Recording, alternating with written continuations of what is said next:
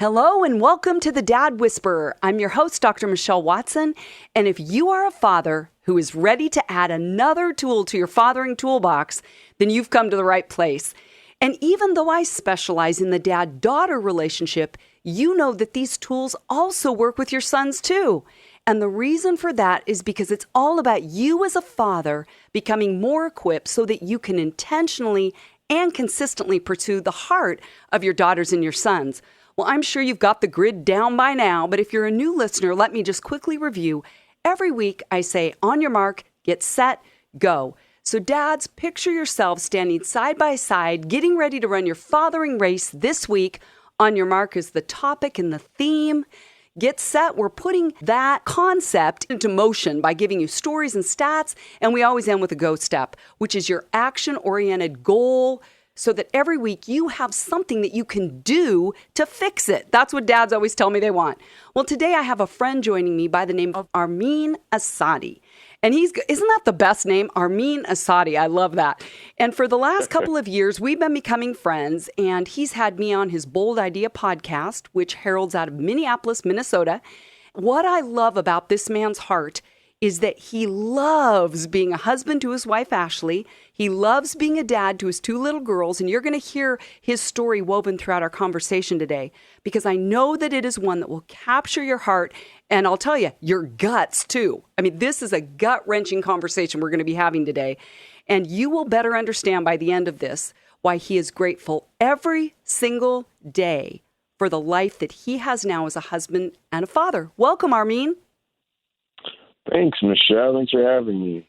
Well, you and I have done some prep for this, and we have landed on a title for this today. On your mark is Casting a Vision for Fathering.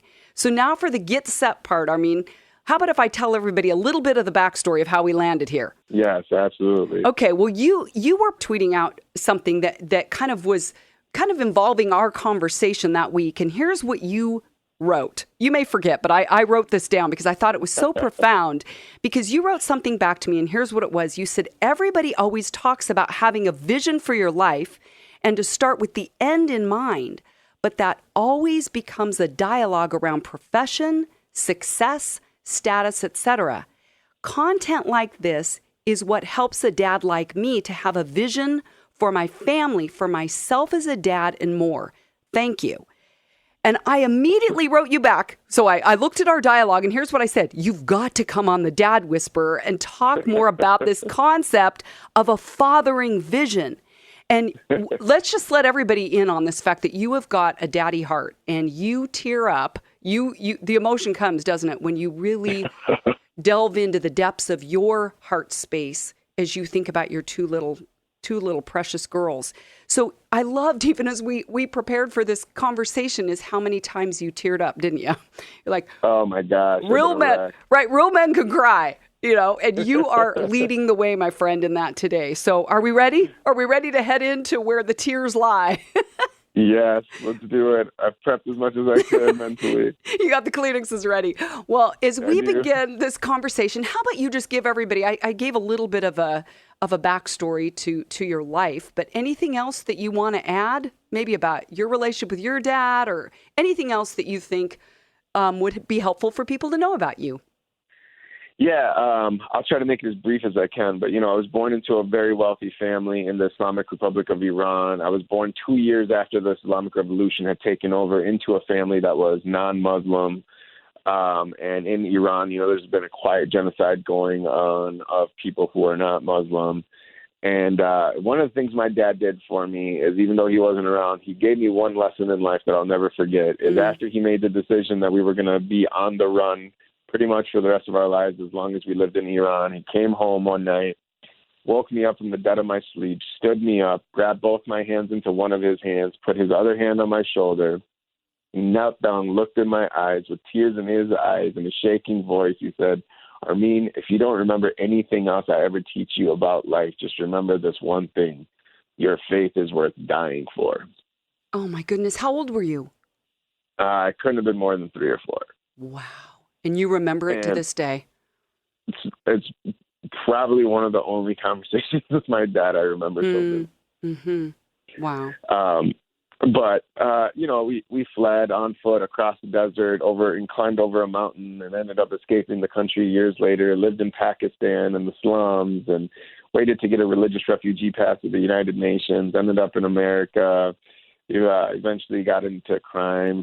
Became an organized crime boss and get saved. Get indicted. Mm-hmm. Don't go to prison. All this crazy stuff happened. And how's that for the Cliff Notes?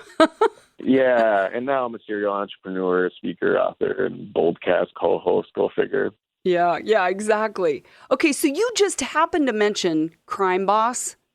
How long were you in organized crime?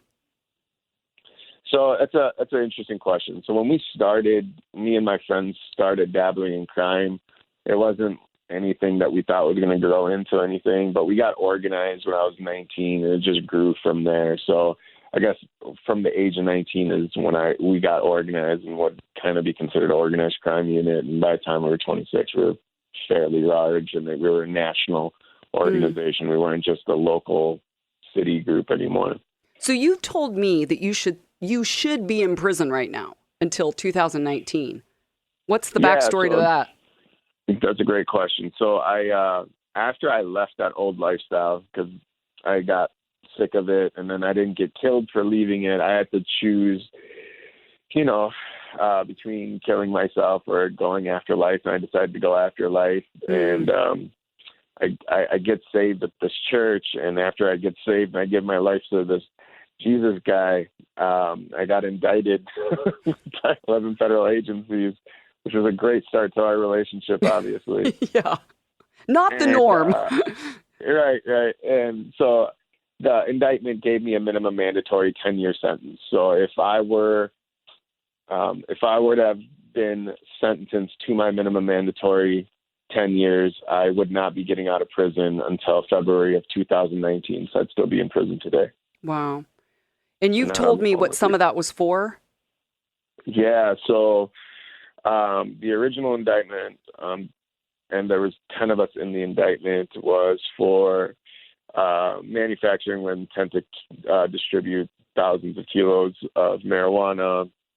Depending who else was involved, there was things like money laundering, tax evasion, wire fraud, and other indictments involved as well. Mm-hmm. Wow. And again, you and I have talked about the fact that, this isn't trying to glorify your past, but I think it's giving every dad a little bit of a framework of where you've come from, which I think underscores and highlights where you are now in contrast, which I think gives hope to dads, right? That regardless of the past you've had, you can see it changed, right? And Jesus is doing that in you, and he's done it, and he's continuing to do it in you. Man, if there is a dad right now listening to this and they're constantly looking at their past, I want to have the same moment with them. My dad had it with me at the age of 4, and I just want to grab them and look them straight in the eye and say, your past does not define you. Your future does. Your actions do. Your decisions do. Start today. Forget the past, because I promise you will change it. Love it. Yes. Listen to Armin. He knows what he's talking about because he's living it. Well, That's right. And you and I, again, we've become friends the last couple of years, and you know this, but I'll just say it publicly. I have so much respect for you in this process because I know how much courage it takes for a man, right, to broadly, right, declare where he's messed up or poor choices he's made. But you're saying, I have realized in this process of being more contemplative and being a dad whose daughters have stolen my heart and taken up heart space, is that talk about this whole thing about a vision for fathering that recently has come to your mind of realizing you don't have one. Oh, man. Yeah. So, I mean, it all started with your Twitter post, right? And I started looking at that, and it just baffled me because I'm constantly around entrepreneurs and constantly around business owners, business leaders, church leaders, nonprofit leaders, you name it. I mean, these academic leaders, and we constantly talk about vision development. We constantly talk about how important it is to have a vision and a mission and knowing what that looks like and defining success and all these things. And then you started talking about it on Twitter, and it hit me like a ton of bricks. I don't even have anything that resembles a vision or a long-term goal or hope of what it means for me to be a successful dad. And it baffled me. Like, how can I have spent so much time on business and ministry and all these things that honestly I'd be willing to let go of any of it, but the thing I'm not willing to let go of is my family, and I don't have a vision for them. How is that even possible? Mm-hmm. And it baffles you because you never even thought of it. You never thought to have one. No, because that's not how it works. You know, even the advice that you get, you constantly get advice that helps you survive fathering. You know, it's like, and I get it. There's a biblical text to it that you can pinpoint, you know, that God gives you enough grace for each day.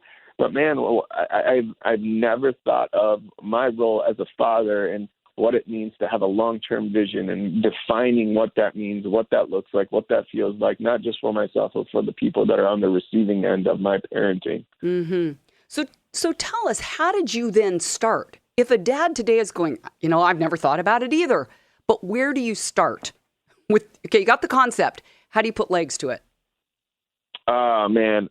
So it was a very, very difficult process because I realized I don't know what I'm doing and there's no one to help me. And I started kind of making a list of what it looks like to be a successful father. And honestly, I looked at the list and I thought, is this it? Mm-hmm. Can I not even figure this out of what kind of dad I want to be? Can I seriously be this good with it in terms of business and ministry? But I have this joke of a list for my own kids. And so it kind of progressed from there. And I said, all right, I got to start asking myself questions so I can create categories. And, you know, some of the questions I asked were, how much do I know about her in reference to my daughters? How much does my daughter trust me? Am I buying her love or am I wooing her? What kind of a legacy am I leaving with her? And I'm thinking in terms of faith and value, strength, confidence, love, generosity, and so on.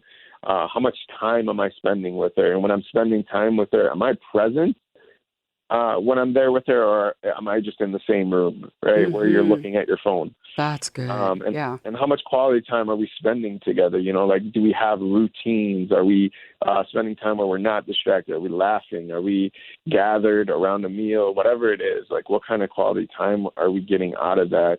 And from there, that kind of led to the categories of success, I guess you could call it, for me as a father that I started working with. Oh, that's so good. Okay, how old are your daughters? Tell everyone their ages. Sure. So my oldest is about to turn 3 next week, and our baby is 7 months old. Okay, you know what's hitting me as you're saying these things about asking the questions and creating categories, right? You're like, I got to start somewhere. And you're not that far in age with in parenting your daughter from where you were when your dad spoke into your life. So the very thing you remembered forever, your daughter is now heading into that age range. I didn't even think about that, but yes, you're 100% right. You know, so you kind of have, I think what I love about your story, Armin, is you've only been doing this in the last month. Like, this is hot off the press. You don't have it figured out, but you're saying, I've really got to do some soul searching because while my girls are young, I want to build a foundation where I've been very intentional about where I'm leading them. Absolutely. Yeah, it literally started with your tweet. I mean, your tweet was the catalyst. I mean, that sounds crazy, but that's the real truth. Well, that's what I love hearing because I'm helping dads, right, from my planet of Venus say, okay, we need you, dads. We need you to understand us and lead us in ways that are intentional, consistent, heartfelt. Okay, so you told me, Armin, another thing that you've been working on that I find intriguing because it does fit with that Twitter statement where you said it's good to start with the end in mind. Okay, talk a little bit about that. What do you mean by that? I mean, it's a question that you get asked in business when you're creating a vision, right? So this may sound morbid, but, you know, parenting is different than business. And so what I've been trying to do, because the only end in mind I can think of as a father is I'm dying, right? That's the only thing that's going to stop me from being a dad to my girls. And so I've been trying to write my own daughter's eulogy for my funeral. Oh, my word. Talk about raw. Michelle, oh my gosh. It has been so much harder than I thought it would be.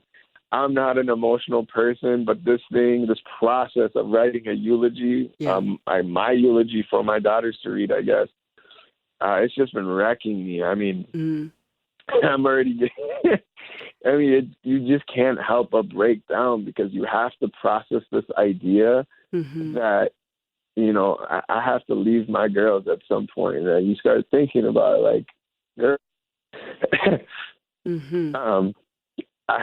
I do have to part with you at some point. Mm-hmm. And I have to think, did I do enough to prepare you for life? Did I prepare you to thrive? Did I do my job? Did I do my job as a father to make sure that whether I'm there or not, that you will thrive in this life? Yeah. Okay, now I'm crying too. Yeah. I'm telling you, it's such a crazy process. I don't know why I cry every time. I'm not this guy, I swear. Which underscores the fact that, we hear that term daddy's girl.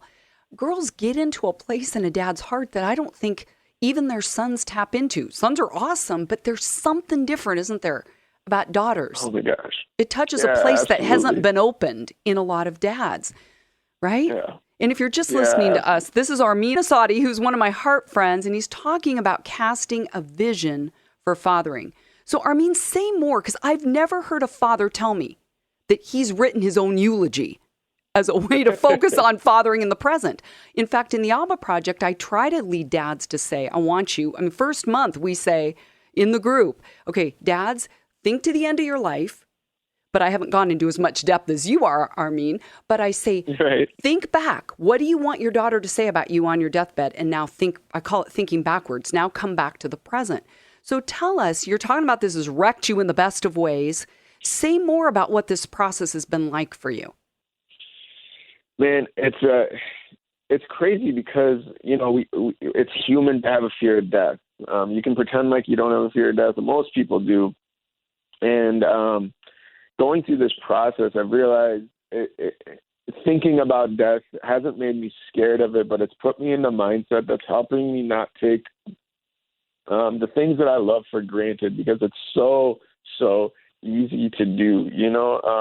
The busier you are, you always have this thing, okay, next week, I promise next week, or as soon as this project is done, we'll get to do that, or we'll get to go there, or we'll go eat there, or whatever stupid thing it is with your family. It's exactly like I just said. It's some stupid thing, we can do it later, but this project has to get done. Or in the world of priorities, your family is the second priority. And I don't know how many men are out there where they can look at their daughter or their son and say, hey, little Johnny, you're my number two, or hey, hon, you're my number two. And then we sit there and have the audacity to wonder why we have the divorce rates that we have. Maybe because women don't want to feel like they're number two, and maybe our kids don't want to feel like they're number two, right? So it's been this process of helping me not take the most important things in my life for granted and not put them second or third in the world of priorities, and be able to put my focus and energy in them, or it's put me in a position where I've realized I don't want to start my day with my work, my whatever. I want to start it with God and family. And so I refuse to leave my house even now before I see my kids. So unless they're woken up and I've interacted with them, I'm not leaving. And it's hurting my business. It's hurting my work life. It's hurting status. But you know what? I honestly don't care. I'm ready to give it all up just for the sake of my family, because I'm not willing to leave this world without them. And you just said, I'm doing this now. I'm not leaving my house before I've engaged with my daughters. How recent has this been happening? We just started this. Yeah, this is all you since the Twitter thing. Okay, so I want dads to hear that, is that you are saying, I just had this heart-head connection that helped me focus on my vision for fathering. And you're saying, I'm not kidding. I immediately made a change. Made a change in there. Yeah, and I didn't think it would be that immediate, but I'm telling you, this weird eulogy process, man, when you start thinking about death, I know it can go into a dark place, but it's been an enlightening, life-giving process for me, because I realized how much I value my family and what I'm willing to do for them. Okay, I know this is personal. You want to share any of it? Oh, gosh. Do you really want to hear it? Yes, I want to hear. If you want to share it, only if you want to share it. You've told me, Michelle, ask me anything. I'm an open book. I'm like, okay, I'm asking. I mean, it's long, so I won't read all of it. But, Okay. Maybe I'll read some of it here. Sure. I'll get halfway through it and start there, maybe. I wrote, my dad never missed a date night with me or my sister. He never missed a date night with my mom. He didn't just tell us, he showed us how much he loved our mom to set the example for us that anything less than a man going out of his way to love you is unacceptable. And my dad would never, ever want to meet someone who didn't treat us the same way, not if he wanted to be with one of his girls. Mm. My dad was a serious guy, but mom told us how he put his ego, pride, and often his dignity aside to make a complete fool of himself just so he could see us laugh. Mm-hmm. That didn't change with age.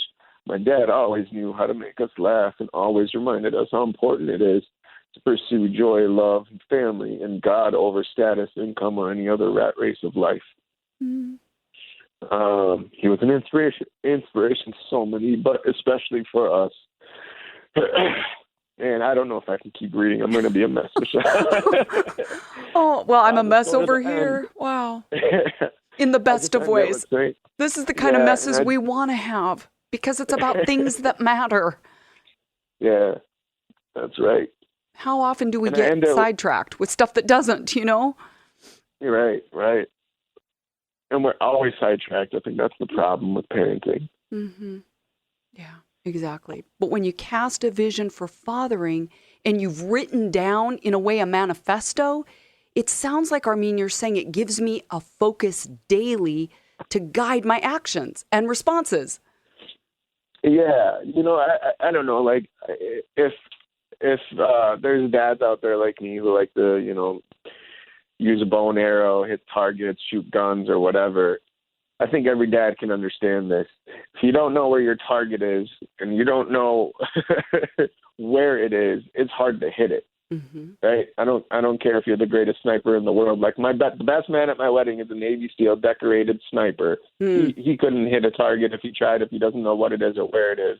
And this process is allowing me to know exactly what the target is and where it is, so I can put something dead center. And this is that process that's allowing me to truly be on mission and know how to pursue it. Wow.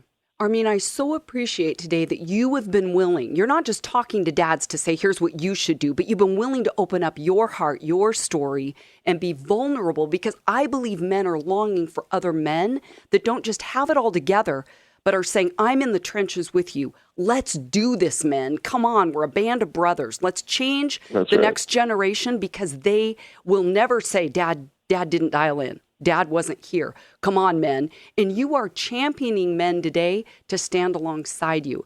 And I can't believe our time has almost come to a close, but you know that I end every show with the go step. So what would you tell dads listening that they could do today to start casting a vision for fathering their daughters and their sons starting today? Listen, I'm not an expert. I'm a novice. I don't want to sit here and pretend like I got something figured out, but I can tell you what I've been doing, and what helped me is, and this is something I apply for my life, is I've realized living for the definition of success that someone else gives me always puts me in a position of failure. So I've always tried to put a definition of success for myself. So as a father, here's what I would recommend, is define what success is for you as a father. Excellent. If you don't know how to do that, then start with answering this one simple question: how will life look and feel when you're a successful father?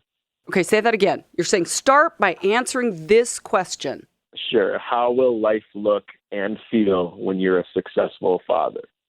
And would you recommend writing it down, not just thinking about it? Oh, my gosh, yes, please. If you don't write it down, it's not serious. And you can't refer back to it. You can't change it. You can't update it. Until it's on paper, you don't have it. And would you encourage them to tell someone else, either another dad or their wife or a friend? Yes. So there's statistics out there that prove this. When you write it down, your odds of hitting that goal increase by 20-30%. And if you share it with someone and get accountability, your chance of attaining any goal that you write down by sharing it goes up to like the 90 percentile. Oh, my goodness. greater odds of success come by writing it and getting and sharing it and being held accountable. Oh my goodness. So today you have heard my friend Armin Assadi talking about what it looks like to cast a vision for fathering. So dads, take his wisdom, take it in, put it into action, asking yourself the question, how will life look and feel when you're a successful father? You can always write me at Dr. Michelle at thedadwhisperer.com. Go to my website, drmichellewatson.com, where I've got resources for you. So thanks, dads, for joining in today. I trust that this conversation has inspired you to intentionally and consistently love your daughters and your sons today. Go, dads.